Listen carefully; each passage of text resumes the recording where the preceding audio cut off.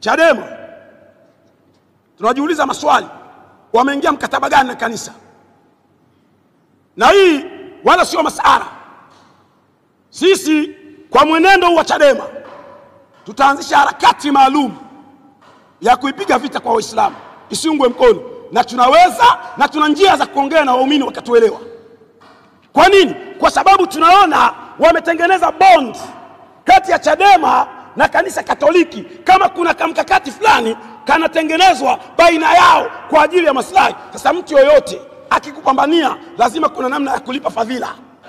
Sasa isije ikawa kuna mikataba ya siri ambayo imefanywa baina ya kanisa Katoliki na Chadema.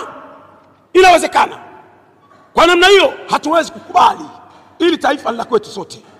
Taifa hili ni la Wakatoliki, Waanglikana, Wasabato, Waislamu wa madhehebu yote, wote kwa ujumla. Ili ni taifa letu.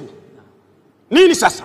Kwa kuelekea kumalizia, niseme kuna jambo moja muhimu sana. Kwa kumalizia, watu wanaweza kuuliza, mnashauri nini? Cha kwanza, sisi tunaamini kwenye mazungumzo. Mazungumzo yanajadili mambo mengi. Kama tuna shida ya katiba, maana yake kwenye mazungumzo tutajadili. Kama ni tume huru ya uchaguzi, kwenye mazungumzo tutajadili. Kwa hiyo mimi nataka niseme tujadili kwenye mazungumzo. Kwa mazungumzo yawe na nia njema. Sio kuna mtu mmoja anaitwa Malisa. Yule Malisa ametangaza kwamba ana kamati yake inaitwa kamati ya maridhiano ya taifa. Tatujiulize maswali. Huyu Malisa ndo alikuwa mjumbe katika halmashauri kuu ya CCM.